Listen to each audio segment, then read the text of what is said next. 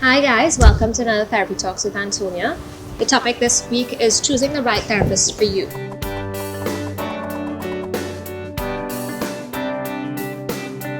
So tip number one, always ensure that your therapist is aware of confidentiality. Now, a good therapist always ensures proper foundational rules of maintained and practice throughout the therapeutic process. Confidentiality is one of those big ones. You don't want to go to somebody and have to worry about your personal issues and your secrets being divulged to any and anybody. You want to know that your information is safe and kept private and confidential. Once it is a good therapist, they maintain these foundational rules and they don't discuss it, not even with your loved ones, not even if your partner is coming to a counseling session. They will not divulge any information about you to your partner without your permission. That's maintaining confidentiality, and that's what you want to look for in a therapist. Good therapists always check for confidentiality. So tip number two on choosing the right therapist is you should know that all good therapists maintain non-judgmental nature. Sometimes people are very ashamed and embarrassed of coming to a therapist or coming to anyone to discuss a situation where they feel they may be judged, may be looked upon differently. I've had clients open up to me about their sexual preferences.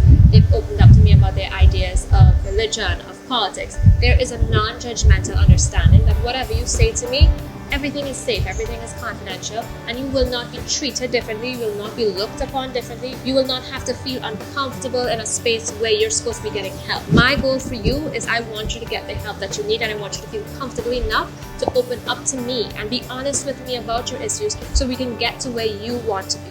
So always ensure that your therapist is non-judgmental, and if they are, change therapists.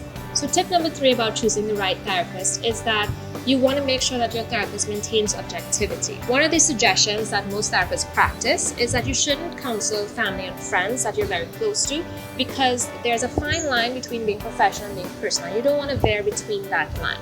You want to ensure that when you're giving your guidance to your client, that you're not personally involved, that it affects your decision-making process. It affects the way that you give that information. Always ensure that your therapist is somebody that you feel comfortable with, but also that they're not that personally involved that they can affect the way that they treat the process and the practice in itself. You want to get objective guidance where you are making the decisions in the background, where you are making the choices, and your therapist is basically guiding you to that direction objectively. So tip number four for choosing a good therapist is ensuring that your therapist helps you feel empowered. A therapist is not going to critique you to make you feel uncomfortable. We want to help you build yourself up. We want to create that level of independence in you where you feel after therapy, you can conquer the world, or at least you can conquer your day. We want to improve your quality of life where you feel so good in your own skin and you feel proud of who you are and you feel that you're getting to where you want to be and reaching that goal that brought you to therapy in the first place. Always ensure that your therapist is making you feel stronger, that your therapist is making you feel more positive. If you're leaving therapy sessions feeling weaker, feeling that you're not going anywhere, that you're actually walking backwards, you need to change therapists and find a therapist that works with you and empowers you. So tip number five for choosing the right therapist is you want to make sure that your therapist style matches your personality. So not every therapist is going to agree with every person, and that's okay because you want to find somebody that syncs with you. The whole point about going to therapy is for you to feel comfortable, for you to feel open to wanting to divulge the darkest of secrets and wanting to get the help.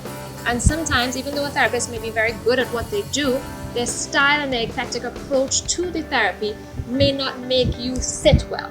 And you have to be able to acknowledge that and be honest with yourself. If you feel like you're not moving forward and their style is limiting you or making you feel uncomfortable or making you feel like you want to regress, then acknowledge that feeling and go and treat for it. It's okay if you go to 2 therapists, 3 therapists. Once you get the help that you want, go for that. So thank you for viewing Therapy Talks with Antonia. I always love the feedback, so I look forward to hearing from you. Feel free to comment or send me a message at 798-4261 or 283-HELP. That is 283-4357. You can also check us out at www.therapyconsultants.com. I look forward to hearing from you and do have a blessed day. Take care. Thank you for viewing Therapy Talks, guiding you to that direction, objectivity. So tip number